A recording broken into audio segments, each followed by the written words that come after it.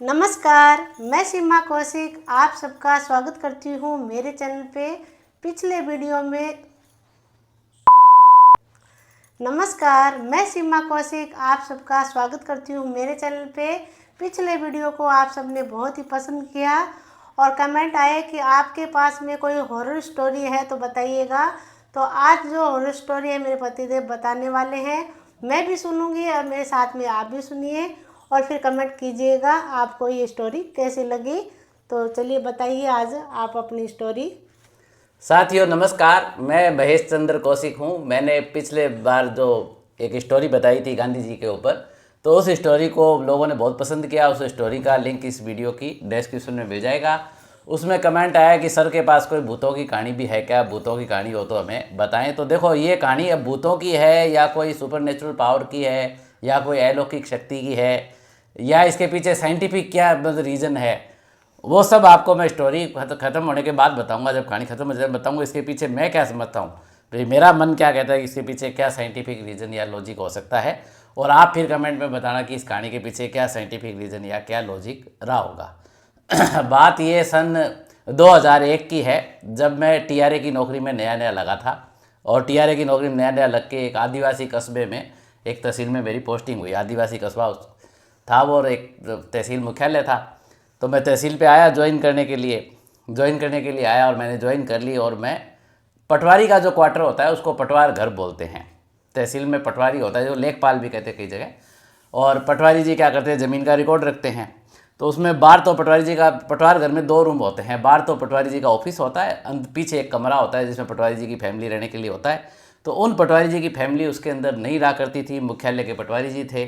तो उन्होंने कहा कि मुझे आप मेरे क्वार्टर में आप रह सकते हो, पीछे वाले रूम में आप रह सकते हो। मैं उसके अंदर रहने लग गया। तो उसमें कोई भूत नहीं था, उसमें कोई भूत नहीं था। भूत तो अभी आगे आएगा, आगे कहानी में आएगा। तो जब मैं उस पटवार घर के अंदर मतलब रह रहा था, तब मुझे वहाँ के जो तहसीलदार जी थे, तहसीलदार जी ने मुझे कहा कि आप पटवार घर में मत रहो। पटवार घर में इसलिए मत रहो कि भाई पटवारी आपके अंडर में आते हैं, आप पटवारियों की जांच वाँच का काम करते हो। कल को कोई पटवारी की आप जांच करोगे, उस ज़माने में ऐसा होता भी था, जांच करते उसको जो कोई गलती पाई जाती तो उस पटवारी से स्पष्टीकरण मांगते, उसको नोटिस देते। तो नोटिस दोगे तो पटवारी लोग हड़ताल करेंगे, वो कहेंगे साहब ये हमारे पटवारियों के क्वार्टर में रहते हैं। अच्छा नहीं लगता। तो उन्होंने तहसीलदार जी ने कहा कि मैं आपको एक बहुत बढ़िया जगह बता देता हूँ। तहसील के पीछे एक डाक बंगला था, उसका नाम था डाक बंगला। डाक बंगला था और वो डाक बंगले के अंदर भी, उसके अंदर भी 2 रूम थे और वो बंद ही पड़ा था।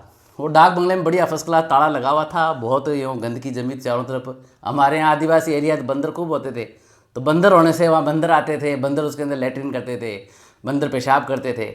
तो मैंने डाक बंगले को देखा, चारों तरफ बंदरों की लैट्रिन और पेशाब पड़ा था, चारों तरफ बड़े बड़े पेड़ थे और सुनसान था। तहसील के पीछे की साइड में था वो, आगे तहसील थी और पीछे जो जंगल था। पूरे पिक्चरों में दिखाते हैं, उस टाइप का और डाक बंगला था। तो तहसील से अधिक दूर नहीं था, बिल्कुल तहसील के पास में था। ज़्यादा दूर नहीं कह सकते उसको, तहसील से मान लीजिए थोड़ा सा 20 मीटर की दूरी पे था। तो अब वो डाक बंगला बना हुआ था, उससे थोड़ी सी दूरी पे तहसीलदार जी का क्वार्टर भी था। तो इतना कोई डरने वाली बात नहीं थी कि कोई बिल्कुल जो डर है, लेकिन था जंगल, बाकी सब जंगल था।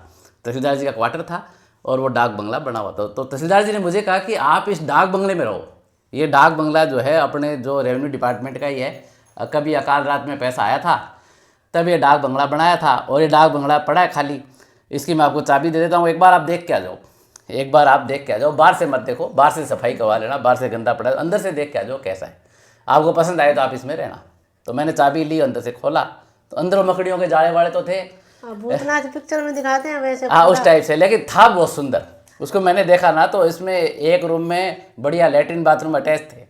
अब अटैच जैसे होटलों में होते हैं ना, फर्स्ट का अटैच लैट्रिन बाथरूम थे, बड़ा सारा शीशा लगा हुआ था। तो अब मैं तो जो मतलब गरीब घर से आया था मैं। आप मेरी शादी का वीडियो है, मेरी शादी का वीडियो इसी चैनल पे जो डाला हुआ आप देखना, तो आपको मेरे परिवेश का आइडिया हो जाएगा। तो मैंने वो देखा तो होटलों जैसा लगा मुझे, तो मतलब आनंद आ गया। मैंने कहा यार इसमें जो किराया भी नहीं लगेगा, तहसीलदार जी कह रहे हैं इसमें रहो, आप मैं चाबी देता हूँ और बढ़िया होटलों जैसा आनंद लेंगे। इसके अंदर फैमिली भी लेके आ सकते हैं। उसमें तक मैं सीमा जी को नहीं लेके आया था, मेरे उसमें 2 बच्चे थे, 2 बेटियाँ थी। एक छोटी बेटी जो मोनिका सीमा जी गोद में थी, 6 महीने की थी। तो वो 6 महीने की छोटी बेटी मोनिका सीमा जी के गोद में थी और मैंने कहा इसको पत्नी को भी ले आएंगे और आराम से होटलों जैसा हो जाएगा। एक रूम ये हो जाएगा, एक रूम ये हो गया, और जिसके अंदर लेटरिन बाथरूम अटैच है, उसी के अंदर में किचन की एक स्लैब लगी थी, कोने में छोटी सी एक स्लैब लगी थी किचन की। किसी ने कभी रहा होगा तो किचन उसके अंदर बढ़ाया होगा। तो ये सारी डाक वाली कहानी है। तो मैंने तहसीलदार जी को अनुमति दे दी कि लाओ साहब, मैं सफाई करवा लेता हूँ और मैं इस डाक बंगले के अंदर रहना प्रारंभ करता हूँ। तो मैं उस डाक बंगले के अंदर रहना स्टार्ट हो गया।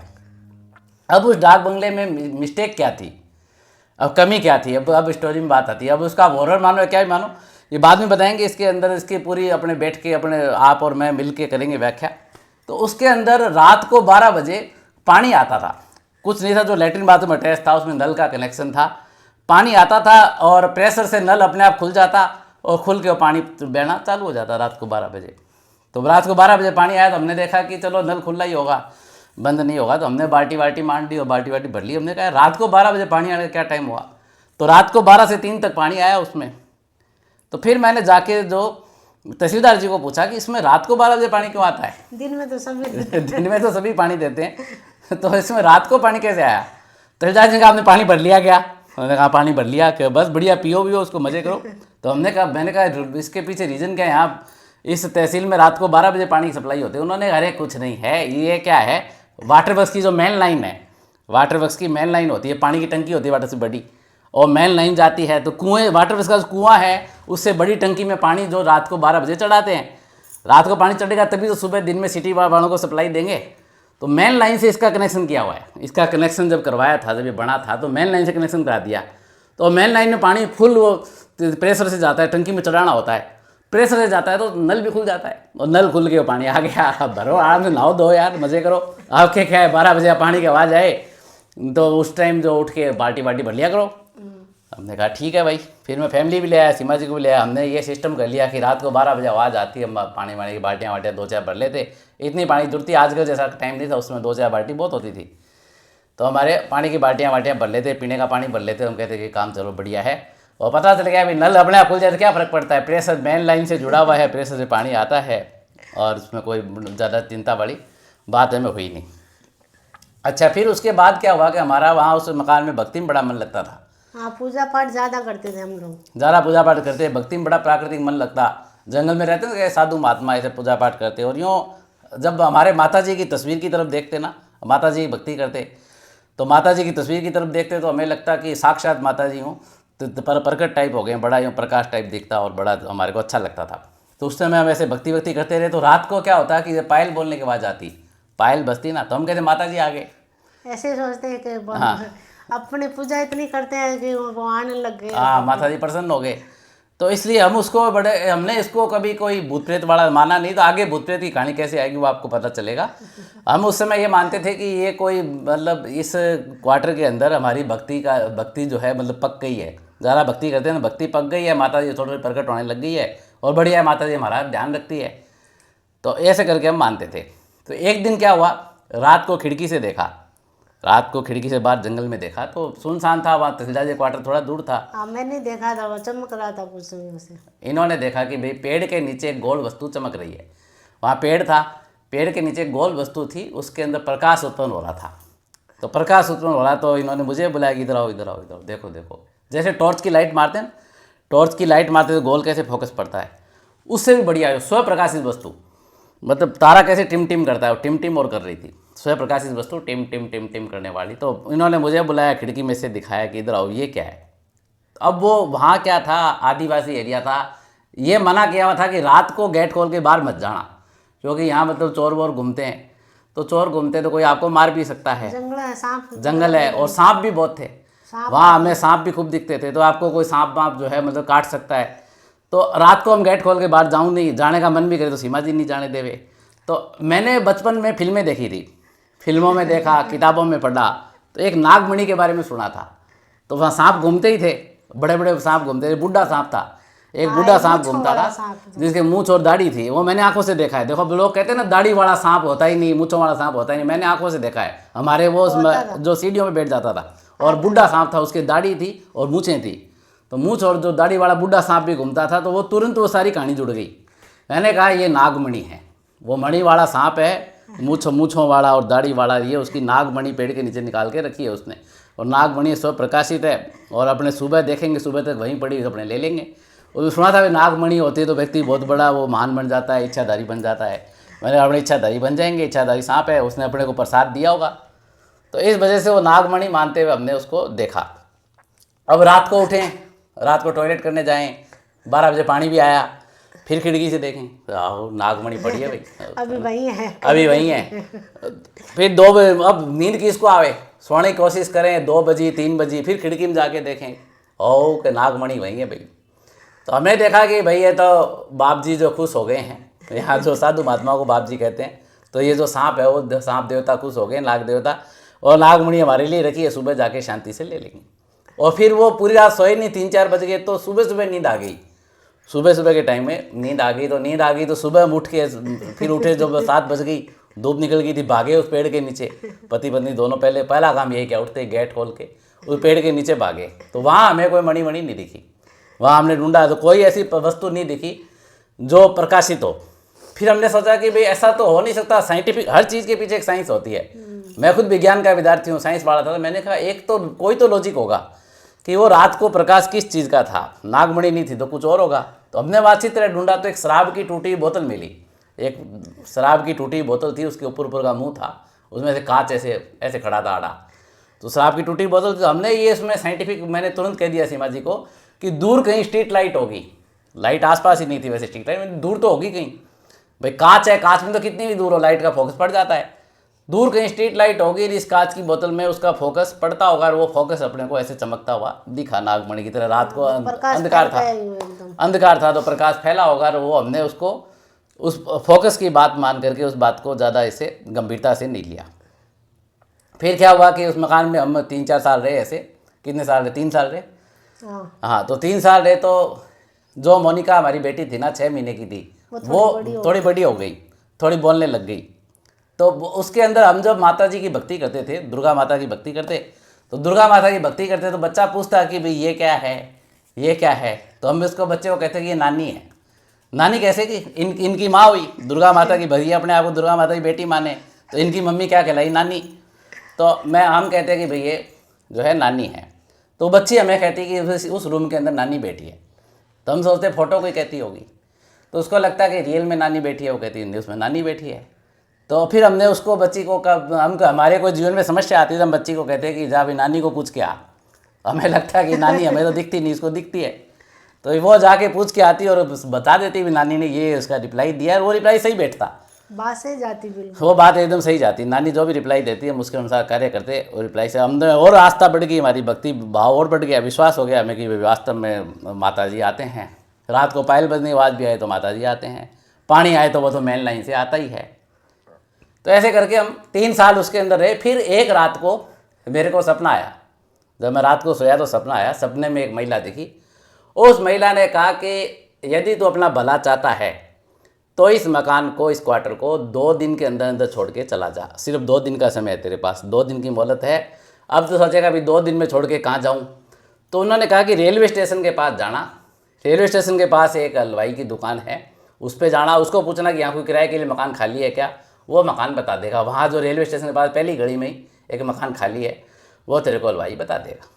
ये कहा मुझे, तो मैं सपने में मेरी जाग खुल गई, तो मैं थोड़ा घबरा गया, मेरे को जो मतलब डर भी लगा कि भाई ये क्या था।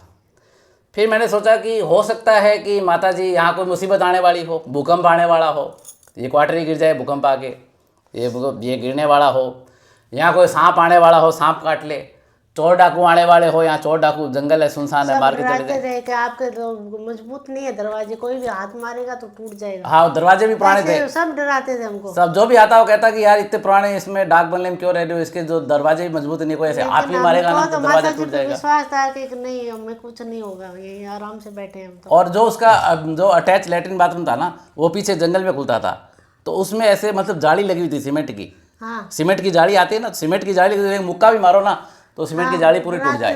तो लोग कहते हैं कि इसमें मुक्का भी मारोगे तो सीमेंट की जाली पूरी जो मतलब टूट सकती है। तो इस तरह से लोग हमें डराते थे, सेफ नहीं। और मुझे सपना भी आ गया, तो मुझे लगा कि भाई ये शायद मुझे माता जी ने वार्निंग दी है कि इस मकान को छोड़ के जाना है। तो सुबह चाय वाय पी, उसके बाद मेरे फ्रेंड होते थे जो मतलब टीचर थे, वो आगे मिलने। तो मेरे पास मोटरसाइकिल स्कूटर वगैरह कुछ नहीं होता था, तो वो मतलब टीचर महोदय आए, उनसे उनको भी चाय पिलाई, उनसे बात की। तो मैंने कहा यार मुझे क्वार्टर छोड़ना है और अब मैं दूसरा किराए का मकान ढूंढना चाहता हूँ। तो वो बोले कि अभी आप शांति रखो, 10-15 दिन का टाइम दो, किराए का मकान ढूंढने में समय लगता है, मैं आपको बढ़िया सिटी में किराए का मकान अच्छा दिला दूंगा। छोड़ने वाली तो आपकी बात सही है, छोड़ दो भले ही, यहाँ जंगल में रहते हो सुनसान में, लेकिन आपको जो है 10-15 दिन का मुझे टाइम दो। अब 10 टाइम कहाँ, मेरे पास तो जो कांड बताओ नोटिस आया हुआ, नोटिस में ब्याज थी 2 दिन की, कि भी 2 दिन के अंदर अंदर इसको छोड़ के जाना है। तो मैं उनको ये भी नहीं बताऊँ, सपना ऐसा कहते हैं सपने की बात नहीं बतानी चाहिए। इतने सालों बाद मैंने आज आप लोगों को आउट की है, तो मैं उनको ये भी नहीं बताऊं कि भाई मुझे सपना आया हुआ है, ऐसा कुछ है। तो मैं उनको कहूँ कि यार देख के तो आते हैं, आपके पास मोटरसाइकिल है, जो मतलब रेलवे स्टेशन के आसपास होगा तो ठीक रहेगा। सबने मुझे कहा था ना रेलवे स्टेशन के पास जाना, वहाँ एक हलवाई की दुकान है कॉर्नर पे, उसको पूछना। एक बार एक पियोन को भी छोड़ के गए थे, वो भी घबराया था। हाँ, उससे पहले पियोन वाली कहानी, सपने वो से कहानी पहले, याद सपने आई से पहले की कहानी ये पियोन को छोड़ने वाली बता देते हैं, उसके बाद आगे ये बताते हैं ये जो मकान ढूंढने वाली कहानी। और इसके बाद बताते हैं, आप यहीं से ध्यान रखना कि एक बार हम हमारे गांव गए तो हमें यह था कि वहाँ हम जो पक्षियों को दाने डालते थे, पक्षियों को बाजी डालते थे। मुझे बचपन से शौक है पक्षियों को दाना वगैरह डालने का, तो डालती थी वहाँ पे, क्वार्टर में भी डालती थी मैं। तो इनको पक्षियों को दाना डालने का शौक है, तो हमने सोचा कि हम 10-15 दिन के गाँव जाएंगे, तो यहाँ जो डाक बंगले में पक्षी आते हैं दाना खाने के लिए, तो वो पक्षी बेचारे भूखे मर जाएंगे। और फिर हमें यह था कि माता जी पूजा करते हैं, माता जी इतने प्रसन्न हो गए, तो माता जी के दिया धूप भी होनी चाहिए। तो हमने अब जो एक तहसील का पियोन था, तहसील का चतुर्थ श्रेणी कर्मचारी था, उसको मैंने तैयार किया कि मैं तेरे को कुछ जो पैसे दे दूंगा और बदले में आप क्या करना कि रात को इस डाक बंगले में सोना और जो माता जी के दिया कर देना, सुबह पक्षियों को जो दाना डाल देना और चले जाना। 10-15 दिन की बात थी, पियोन से मेरी डील पक्की हो गई और मैं चला गया।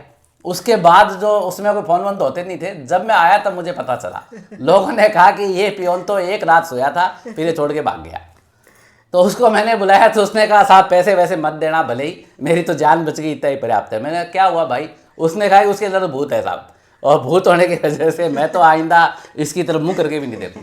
मैंने कहा भूत कैसे हुआ? उसने कहा कि साहब इसमें रात को जैसे ही 12 बजे ना एक औरत आई बाथरूम में कपड़े धोने लगी और मैं तो क्या डर गया। मैंने बड़ी मुश्किल से राम राम करके दिन निकाला और मैं सुबह उठ के वहाँ से भाग गया। और उसके बाद मैं कभी भी अब इस क्वार्टर में नहीं जाऊँ। मैंने कहा औरत कपड़े नहीं धोती यार, प्रेशर से पानी आता है, नल खुल जाता है। उसने कहा कोई प्रेशर वैसे से नहीं आता, हमारे तो ऐसे प्रेशर से पानी आता नहीं, आपके ही आता है। तो मैं तो इसमें आइंदा नहीं सोऊं। मुझे तो अकेला छोड़ के चले जाते थे गुरु महाराज को मिलने के लिए, कि मेरे को वो गुरु जी से मिलने जाना है, तो मैं अकेली रह जाते थे। मैं तो ये समझती थी कि उसमें पीछे से खिड़की से चूहे आते हैं जाली से, तो वो उधर उधर घूमते हैं तो उससे आवाज़ आती है। मेरे को कभी ऐसा डर जैसा फील कभी मुझे नहीं हुआ। बाकियों को पता नहीं पियोन को क्या दिखा क्या नहीं, वो मुझे नहीं मालूम।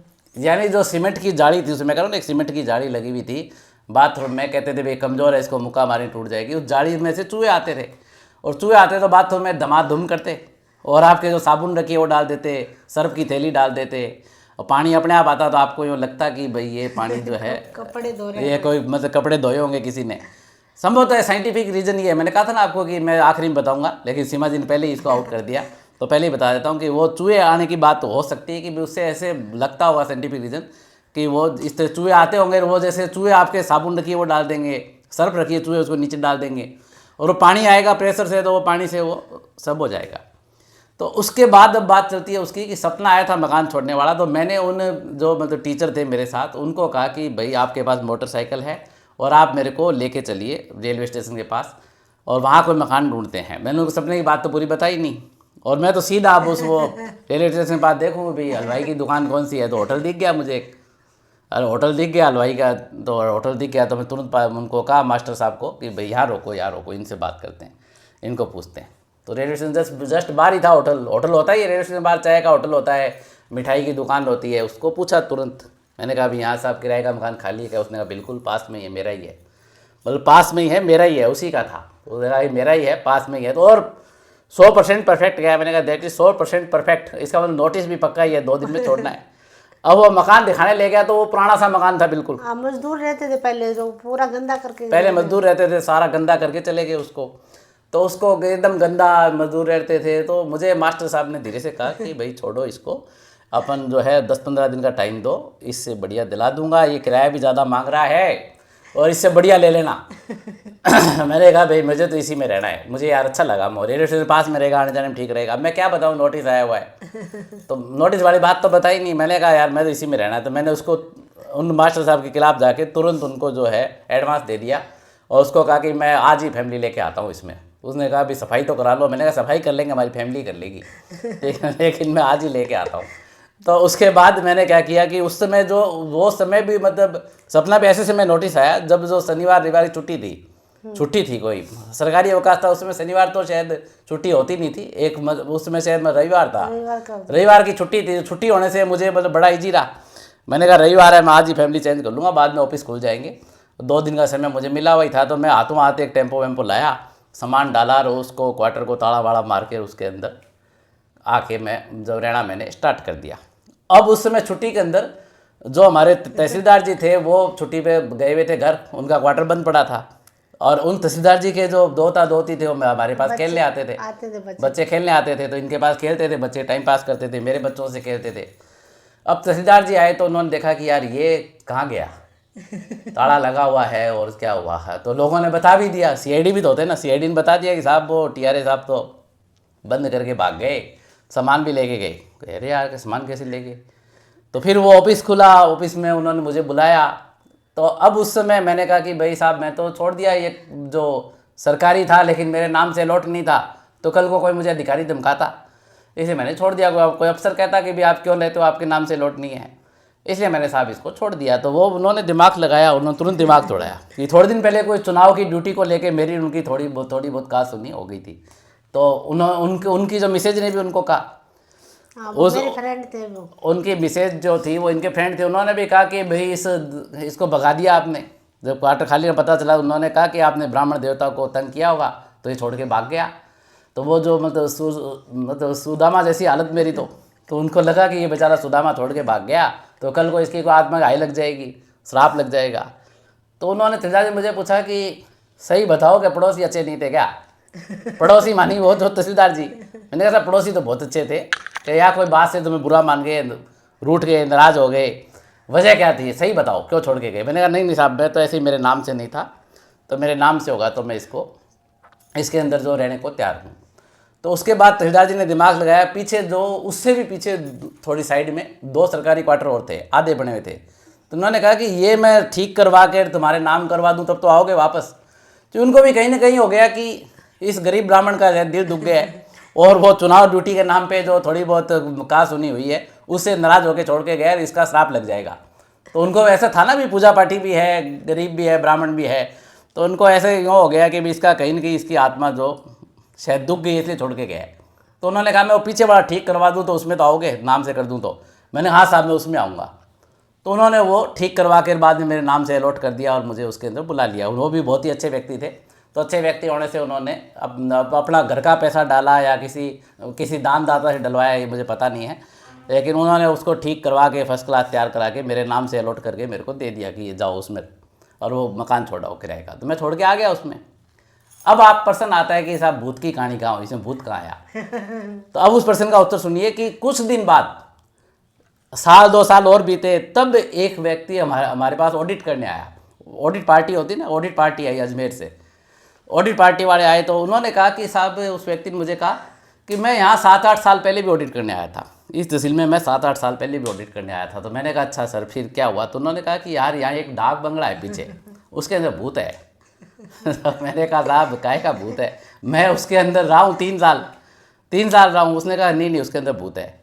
तो मैंने कहा भाई कैसे है सर आप बताओ। तो उन्होंने कहा हम 3 व्यक्ति थे ऑडिट पार्टी वाले, तो उन्होंने हमारे को किसी होटल में न ठहरा के, वो वहीं का डाक बंगला था रेवेन्यू का ही, उसके अंदर हमारे को ऑडिट के लिए रुकवाया।